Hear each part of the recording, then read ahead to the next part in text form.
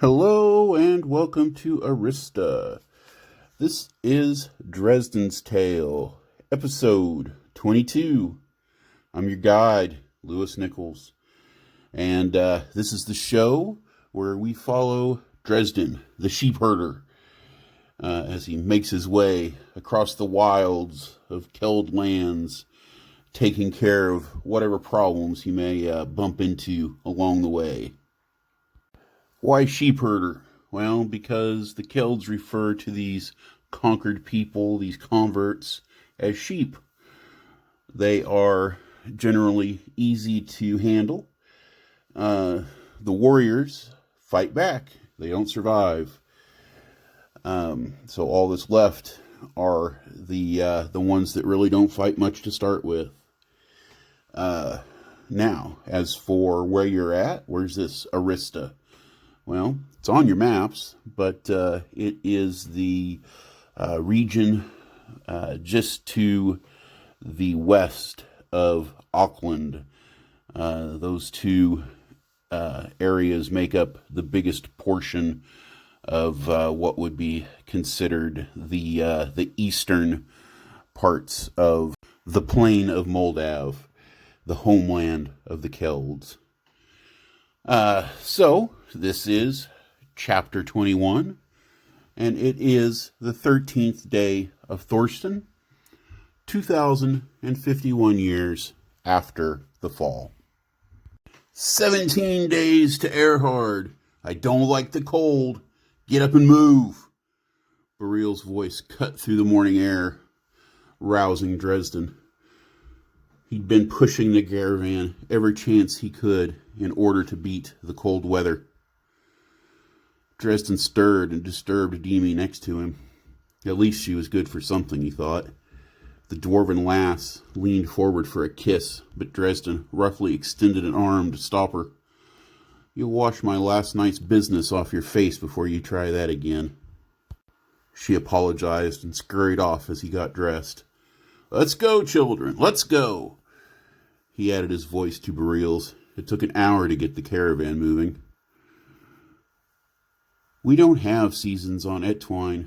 Demi had taken up a spot near Dresden and his friends. What is Erhard? You don't know anything, do you? It's a month of the year. They're named after the first 12 popes of Patronsburg. Erhard ruled during the Frost Blight War between the kingdoms of Kodos and the Holy Seat over 600 years ago. Oh, was her only response. So, in a couple weeks, the sun will start migrating south, and it will get colder, he told her. We don't have a sun either, she said meekly. Another hour after that, they arrived at the walled city of Clayton, with the keep of Marvin's Point looking down on it. Noobs, take the converts around the city to the south. Some of us will be heading in to purchase supplies. Dresden assumed he was going to be one of the noobs until Baril screamed at him, Get your ass over here, you and Liz, you're with me.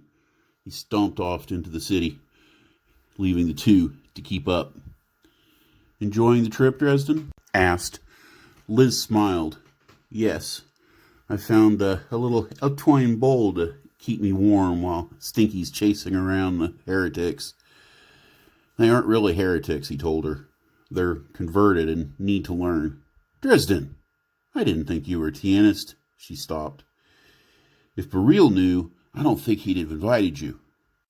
I just don't think they should be abused so much. Bane, the warden yelled. Don't get soft on me, boy. They need to learn a shit ton before I'd piss on one of them to put out a fire. Besides, you're fucking one too. Over the next hour, they bought blankets, hard breads that would survive the trail, cheap war clubs, hunting knives, and ale. He gave a set of chainmail to Liz. Dresden was surprised when the human handed him the best blanket of the lot and a bedroll to go with it. So what are you going to do with the rest of these? Dresden asked. The pussies need to learn might makes right, was all he said. Dresden grumbled. I hope you have more luck than I did. As soon as they returned to the column, he started handing out the clubs and other equipment. Gain spoke as he did. Apparently, the two had planned this in advance. There are two kinds of Keld, prole and warrior. Proles are to be taken care of, just like a child would be. It's the warrior's responsibility to supply food, shelter, and sustenance. But the prole has no rights and no standing. A prole is not a slave, but it is a distinction not worth the time to define it. Dresden agreed with the assessment. He knew there was a difference, but not an important one. Gain continued. Being a warrior gives you many rights. Most of all, a say in your own destiny. You are entitled to choose your own spouse, to maintain a family, to carry clan property, and to work clan lands for your own benefit. You become a part of the chain of strength, which means training and the use of clan resources. All warriors, from a man-at-arms to the highest councilman, share an equal part in the chain. The group listened intently. If you carry a club, you voice your possession of a part of the chain. You may challenge any other warrior for their equipment or just a spot near the campfire. If you do not carry a club, you are left only with the pity and goodwill of the warriors who watch over you. Late into the afternoon, they were still on the move, Bereal demanding they get every hour of sunlight they could manage. Dresden was mounted. From the back of his pony, he could keep a better eye on the chaotic throng. Demi walked near him, weapon at her side. So now you decide to carry a club? Yes, I do. I froze when you offered me the blanket. It won't happen again. It was 20 minutes of comfortable silence until the conversation picked up again. Typical for dwarves. Thank you for helping me.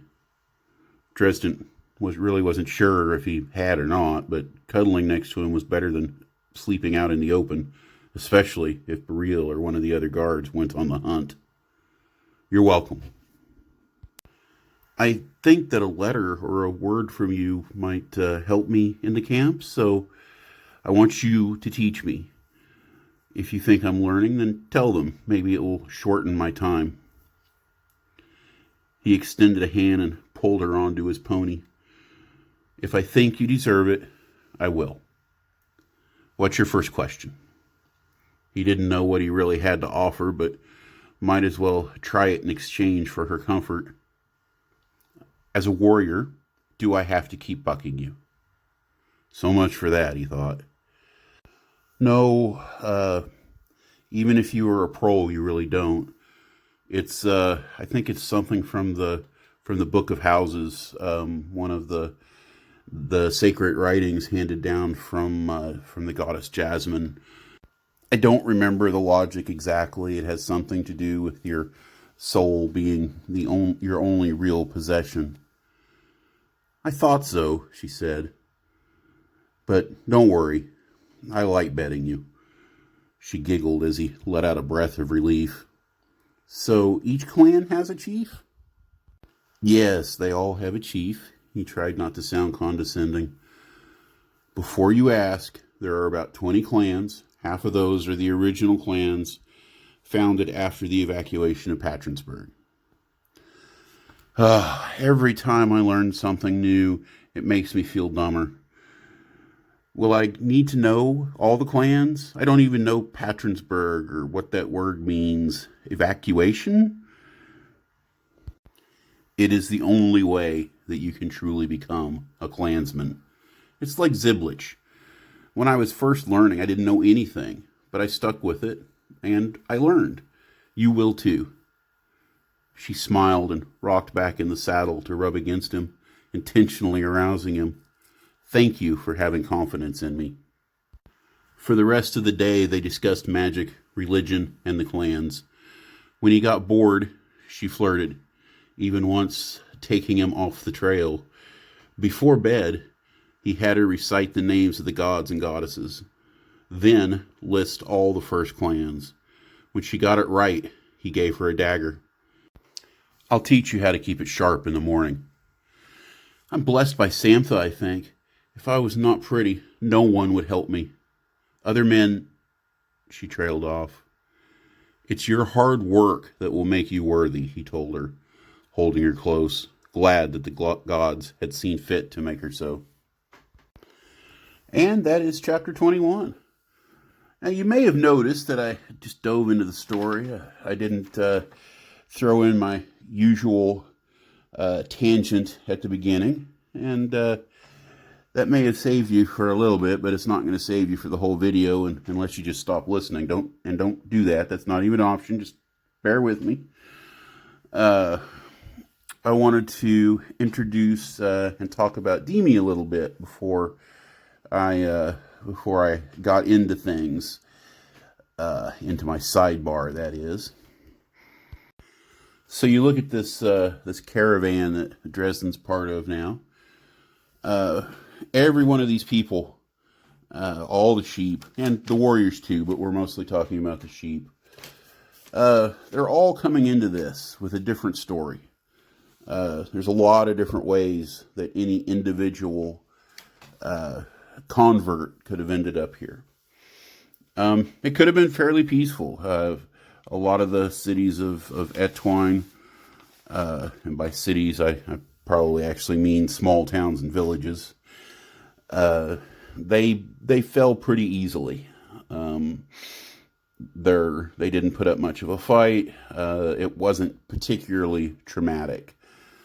So it's very possible, especially since Demi already has learned the language for the most part, that she was part of one of these easy conversions, and they were processed over time, sending a few dozen or a few hundred out to the camps to be processed, to be educated. And because these conversions were pretty easy, most of them, after they left the camps, were sent back or allowed to return back to their original villages. Some of them, certainly, probably most of them, ended up in other houses and other regions, split up between the clans. You don't necessarily have to live in a specific area to be a member of a clan. Obviously, it works out better if there are other clansmen around, but like I said, everybody has a different story, a different situation. Now, there's the other extreme, too. There's going to be people in this caravan that one day they were in their village doing their thing, and maybe they had heard that neighboring villages were having problems, but maybe they'd heard about these Kell devils that were coming, invading their cavernous land, but may or may not have known any details about them, and then just out of nowhere comes the barbarian horde, the raiders, the marauders, maybe by the hundreds, or maybe more, maybe just a strong team of experienced veterans.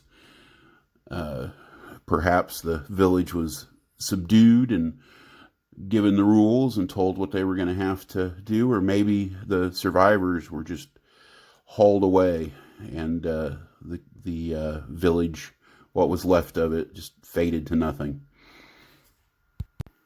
And the empire is made up of all those nothings, brought together, given a chance to be strong,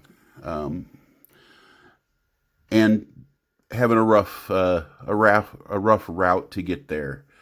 The survival rates are not particularly high. The trail is dangerous, sometimes because of the people that are helping them down that trail. Their time in the camps can be dangerous.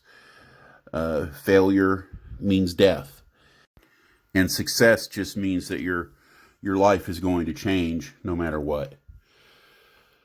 Well, that wraps up our episode for today. Thank you for joining me. I'm glad you could stop by. If you can, I'd love it if you could hit the like button if you haven't subscribed yet. please do so. If you've stuck with the story this long, I must be doing something right. If I'm doing it really right for you, then you can visit me on Patreon. Any donations would be greatly appreciated to keep this endeavor going. And lastly, Twitter is a big deal for us. That's where you're going to get your station updates. And hopefully I'll be throwing a little extra information in there from time to time, just to keep things interesting. Maybe a little bonus material. In the meantime, I hope you all have a great week. I will see you next time. And I hope everybody has an absolutely wonderful day.